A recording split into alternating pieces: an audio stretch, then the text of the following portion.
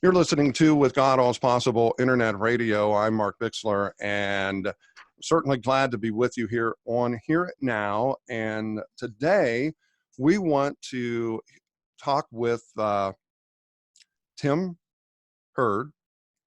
He is on staff at the Church of the Highlands, but what we're here to talk about is a prayer ministry that a group of churches, a group of pastors started back, I guess it was March 19th is when all of this, the process of all of this started, and it's called Unite 714. And Tim, we want to welcome you to our live stream, and also we'll be posting this on our Facebook page as well. And welcome. Yeah, thanks for having me. Glad to be here, Mark. Appreciate getting to know you a little bit. So now tell us a little bit about yourself and what you do at Church of the Highlands before we really get into the meat of this interview. Yeah, so we're based in Birmingham, Alabama. I'm on staff as a global missions and partnership guy. So we're not big on titles. So I do a couple of roles like most people in ministry. So I cover anything we do internationally with missions. I also cover how we resource the kingdom, other kingdom partners. So it's kind of, if you look at the title, that it'd be legacy, which is our team that gives over and above, and then of course global missions, which those are tied very tightly. So that's basically what I do at Highland. So I'm a missions guy. Love the global church. Love the Big C church. And I love to be able to, see how our generosity impacts the rest of the kingdom. I love the fact that some people refer to the church, the global church, as the Big C church, because that's truly what it is. You and I are who the church is, basically. Right. It's not the building, it's you and I. Exactly. And I think in this time that we're living in right now, I think people are becoming more aware of that than ever before, because we are the church, and because you can't actually physically go to a building, you realize that we are the church. It is us, and not really a building, so to speak. So I did see a post from one of the artists that we air, Jason Gray, and he made a post I saw earlier this morning that he was watching a video of a church service, and they showed a video clip of a past church service, and it panned and showed the congregation, and he said it didn't really hit him until he saw that how much he missed gathering as a church body. And I think we are ready, and I think you all in Alabama get the chance this week that certain limits, but some church gatherings will resume this week in Alabama. Yeah, I haven't heard. We're following the government. I'm not sure. I don't think that we will go back until later. And it at the earliest, I think it'll be the end of May. And that's what it is here at the earliest, because we're in Illinois, and our governor has issued it through the end of the stay-at-home order through the end of May. So got it. The earliest that will be, and then there will be limitations, I'm sure. Yeah. With large right. Right.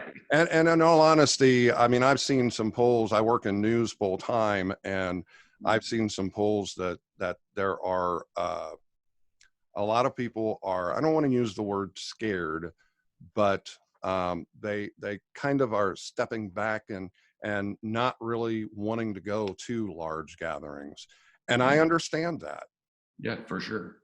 Yeah, that's a real, we always want to, honor if they have those feelings, yes, and we're not going to push the issue, and we would never drive it. And honestly, we would probably like to see businesses go back first before we go back. Mm-hmm. We're in a very healthy spot, so we're not going to push getting back, and especially when we're having as big of impact as we've been able to have right now. So now you're senior pastor. And please correct me, I believe it's Chris Hodges. Correct.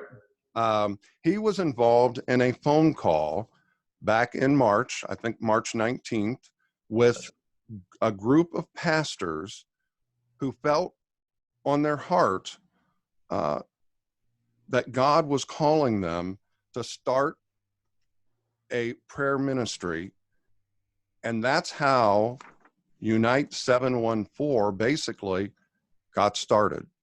Absolutely. They came together on a call, and they felt like this is an opportune moment in time to create a place where the church could unite together around prayer. And our biggest point was that it becomes just what it is, united, and it's centered around Second Chronicles 7:14, which I'm sure most people are very aware of. And the whole goal is to get people, praying around the world, twice a day, and then praying a single prayer. So it's not really difficult. It's not, there's not a lot of steps to it. Which is the beauty of our pastor, is he's able to really takes a lot of complicated things and breaks them down to their simplest. And that's what he's done here with the thought of these, and him and the other pastors, okay, let's write a prayer that, everybody can pray. It doesn't, draw denominational lines. It doesn't, we're not talking theology at all. It's just, let's pray. And so there's a prayer each week that's written, edited, and then signed off on by a small team of folks. And then we say, hey, let's pray twice a day, 7:14 a.m., 7:14 p.m. If you're a church that's joining in with us, hey, pray with your congregation over the weekend. And it's a quick one-page prayer. It's been phenomenal, and we've seen it grow globally, which is just an absolute miracle in and of itself. So, well, and I was watching. How I learned about this was I was watching the Church of the Highlands church service a week ago, this past Sunday, actually, and I saw your senior pastor talking about it, and it kind of and through his talking about it, it sparked an interest for me. And I thought, I'm going to go check this out. And so I went to the website, and anybody who wants to partner with or to be a part of this can go to unite714.com. And there's a way that you can be a part of it. And whether you're an individual or a organization, business, I mean, you have several businesses that have partnered with you guys as well.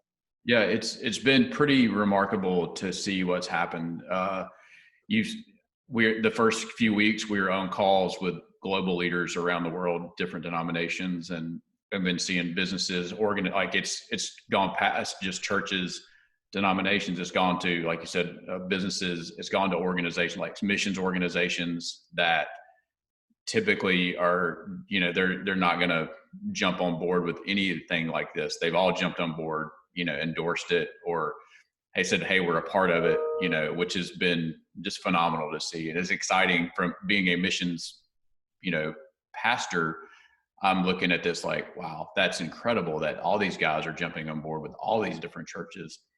And I think if everybody just backs up a space or two, you can kind of look at what's happening and seeing how much more reach everybody can get. Missions organizations are looking at other churches, or other churches are looking at them that maybe they haven't seen before. And while if you've been in, Christian circles for a long time, a lot of times you assume everybody knows everybody. And the more I do this, you realize that a lot of people we have our head down and we're plowing forward, and we're not really looking up to see what else is happening, which is, again, the beauty of being united, is that you see wow, we're all a part of this one thing. And you mentioned that it is based on Second Chronicles 7:14.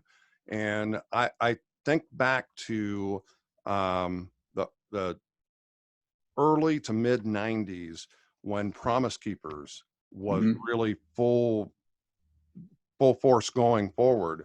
And they did in Washington, D.C., they had Stand in the Gap. And that was the scripture that they used for that particular Saturday as well. Had the privilege to go to that. And I want to tell you, that was life-changing.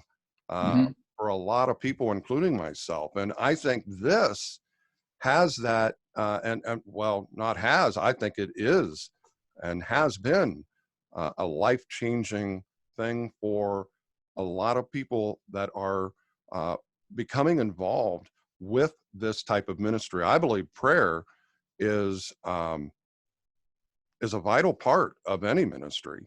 Yeah, in any great, if you look back through the history of anything, of any great movement, it was all based on a platform of prayer and a foundation of prayer before any giant move of God ever happened. And so I think this is going to be a great catalyst for lots of really amazing things to happen around the world, and not only here in America.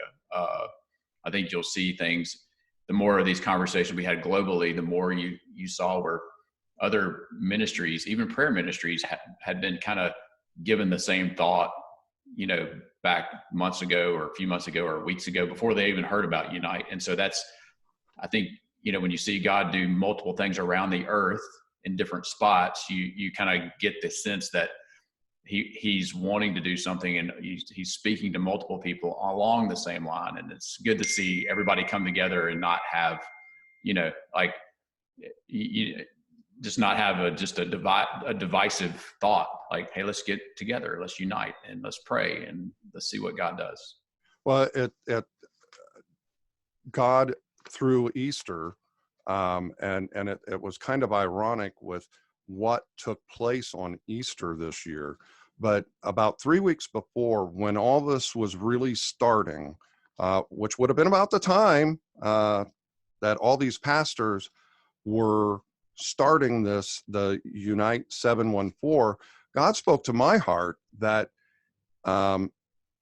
he used the number 3. And, I think of his death and resurrection, 3 days. And we were 3 weeks out, and God spoke to my heart that I'm going to use Easter in a way that no one has ever experienced in your lifetime. And he did. Yeah. I think I was listening to Pastor Hodges the week after Easter, and he was talking about the numbers that watched Church of the Highlands. And I'm going to figure there was about, if I remember right, about 70,000 views that you had on Easter Sunday at Church of the Highlands. Yeah. And I'm going to use this as a low number. If there's on average 3 people in each view watching that's over 200,000 people watching your church service. Right. Right. That would have never happened. No, you could have never put that in a building, ever. So I believe God opened some doors. He used what was meant as evil for good. Mm-hmm. I think of the meme that I've seen on Facebook, and I'm probably sure you've probably seen it too. It's the devil's talking to God, and the devil says, I closed all of your churches. And God looked at him and said, but I opened a church in every home. Yeah. And that's right. Yeah. Yeah. I mean, you see that, like, any numbers are always hard to display, and sure, hard to, like the multiplier. And you're right. It's like our most conservative was right about the number you just said. And I'm friends with a guy who runs an internet ministry, and it's just astonishing the amount of internet traffic that they've gotten, and they're a global ministry, and God is using this and then using technology to reach more people than could have ever been reached by, men and buildings. So it's pretty phenomenal to see. And it's amazing to be a part of the Unite piece. The more I see it, and the more I'm involved in it and talking to these guys around the world, you're just blown away by the amount that God's moving on the earth right now. Now, when you mentioned the fact that you do a prayer that is written, and you can print it out if you so choose, or you can just have it online and just read it off of what you have online. But when do they post that for the week? That They're posting that on Saturdays, so it's ready to go on Sundays. It's also being like we're working on translating that into the 23 to 30 most popular languages around the world. That's part of what I'm doing for those guys is making sure those get translated, and we're translating into the languages that are the most needed. That's a little bit of a moving target, just because, depending on who you ask. If you ask Google, it's the top 10 languages are slightly different than if you ask like a Christian organization, than if you ask, a couple of other sources. So I'm trying to balance that right now, which is awesome. I've got some great partners around the world. 24/7 Prayer has been huge for us. Organization based in London. They're working a ton of the languages for us. So I'm just kind of filling in the gaps on a couple that we're missing. So. And you've had some, we mentioned businesses, but a lot of churches. Not just the ones that initiated all of this, but several other churches from around the country, and for that matter, around the world, have gotten involved in this as well. Oh yeah, there's a house church ministry. It's in there. They have right now, I believe it, if I remember the number, is like 1.8 million house churches around the world. Their whole movement has jumped in, and so how many people that is, like you would never know, so it's pretty neat to see how churches around the globe, denominations around the globe have just come on board and said, hey, like, we want to be a part of this. We want to, get our churches praying, get our campuses praying, whatever that looks like, get our ministries praying, and we're gonna see this thing, see what happens. And I didn't check this out, but I am going to say probably every state has somebody that is involved at some level. Yeah, I think every state was. We haven't been tracking every state. We only lack like 8 countries to get everybody. That was my next question. How many countries have gotten 178. So I think so. Excuse me. I think that relieves 18 or 15. I'm trying to remember the number. I think 100. There's 195 registered around the globe, but so we got 188. And you know what? I've got to say, only one being could orchestrate this. Yeah, that's God. That's so the truth. We're really trying, to say, hey, look, this can only be a move of God right here, because I mean, if you've been around, just church circles, like getting churches period to come together to agree to do one thing, that's a miracle by itself. and it can only be God. So we're trying to just say, like, God, and let us be in step with what he wants to do, not be in step with what we want to do. So we're, trying to keep a loose hold on this and say, God, just move. We'll write prayers. We're going to encourage people to pray. I mean, we're calling everybody we know, say, hey, jump on board, come be a part, and just see.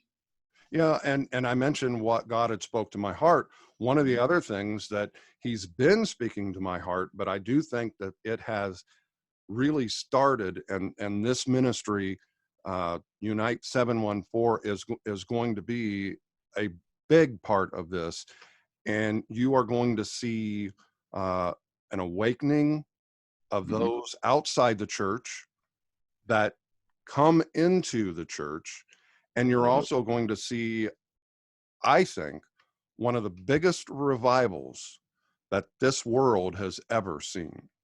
Absolutely. And that's what we believe, as this thing is formulated, it kept on going, is, yes, we want this, COVID thing to be eradicated, and we would love to see the miraculous happen and that just disappear from the earth. At the same time, we want people to be awakened, and we want to see God do something miraculous on the earth outside of, this virus. Let's get rid of the virus, but let's, like you just said, let's wake people back up to what he wants to do on the earth, and just see what happens when he can get involved, and when other people get involved, and you come together as a united, Big C church again, to see what he can do. It's so powerful. And it is, like, we give all the credit to Jesus. Like, we did nothing, I've had the privilege and the team has had the privilege to sit in the seat and see it happen. At the same time, you're spot on. Like, it could not be man that made this happen. You know, we're talking with Tim Hurd in regard to Unite 714, and you can go to the website to learn all about it, unite714.com.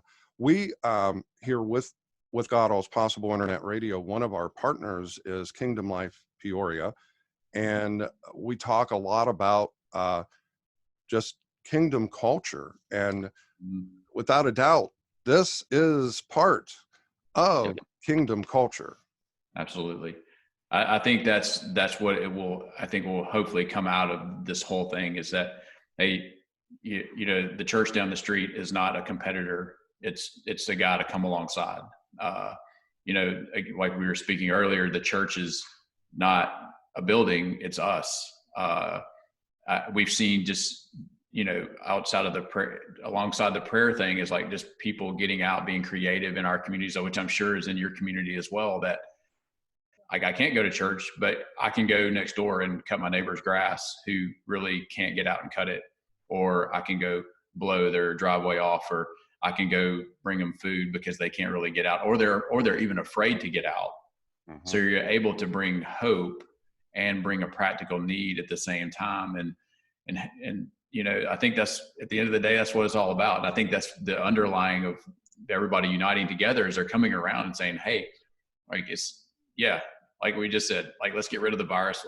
We don't see that thing go away, but we want fear to go away. And we want, you know, people to have their eyes open to what, you know, God wants to do in their own personal lives. And it's exciting to see, and we're excited to be a part of it. You know, and one thing that I'm on from 3 until 8 Central Time, and I encourage people in between when I'm talking in between songs. One of the things I encourage them to do, if you're getting out and trying to exercise and you're walking in your community, pray for each house. Yeah. You know, and pray for your neighborhood. What better way? And then just step back and watch God move. Absolutely. Absolutely. I think that's another, you know, side thought to what's happening right now is, hey, there are people right down your street. And I'm sure it's like this where you live, but I've never seen that many people out walking and since I've been living here. And I get out and walk a lot. And, you know, my wife and I were like, man, like, there are people everywhere. And you're right. You have the opportunity to meet people, pray for people, and just have a conversation and just see what God does. And my wife and I, we were talking this past weekend that, you know, it's kind of made the world, especially here in the United States, you know, when I lived in Alabama, it was a little slower pace than kind of the rest of the world, the rest of the country. But people I talk to now, it's like zoom, zoom, zoom, zoom. Everything is so fast paced. Well, you know what? God's made us kind of step back and took us back in time. Yeah. I think that's true. It's, you know, when you look at the Unite 714 prayer thing, it's like you kind of boil even our own Christian life down to like, let's unite and pray. We can't be out. We can't be about. My wife had a great comment one day. He's like, God has hit the pause button on so many things in our life that, you know, they're good, but they're maybe add-ons, you know, like you're not running kids around to 7 ball games a week, and you're not, you know, you're not going to this and you're not going to that. You're at your house and you're going for a walk where, you know, so how do you come out the other side of this? How do you come out and keep what I think God is like saying, hey, we can simplify some things, like go do those things because they're good. But how do you really take a step back in time? My wife and I, you know, spent a little bit of time in Germany living, and like where we lived, there was still things that were closed, you know, on Sunday. Like, I don't know, I'm sure you remember when. Oh yeah. On Sundays, I remember that. And so all of a sudden we leave America and we show up there, and like grocery stores aren't even open there on Sundays. And so we were, now, like the same thing. It happened just the other day. I knew I was out of coffee, so I ran down, and the grocery store is closed at 8 o'clock. I'm like, wow, that's awesome, because most times during the week, you and I, if we needed something after 8 o'clock, well, I'll just run to the grocery store, I'll pick it up, and next thing you know, you're running 10 errands after 6 o'clock instead of. I can be at home with my family and spend some time with my family and not being running around. Yeah. So I think it's a unique and interesting, and like I personally find it refreshing place to be right now. Now, where, I think you kind of touched upon it, but where does, what does the future hold for Unite 714? You kind of touched upon it, but. Yeah, right now, Pastor Chris and the other pastors that are leading it, we're running it. We're going to go to Pentecost, and I think they'll probably have a meeting, him and some of the other pastors that kind of got it going, and say where does it want to go? What's the Lord saying to each one of them? They're all praying about it, like past Pentecost, which is May the 31st. What does it look like after that? And he's not, we're not going to add fuel to something that doesn't need fuel. And, we talked about movements a little bit. You don't ever want to keep a movement going if there's no momentum to the movement. And just, we don't want to keep it going to keep it going. Mm-hmm. So we're going to see what the Lord has in it. And again, let him dictate where we go and not really us dictate where we go.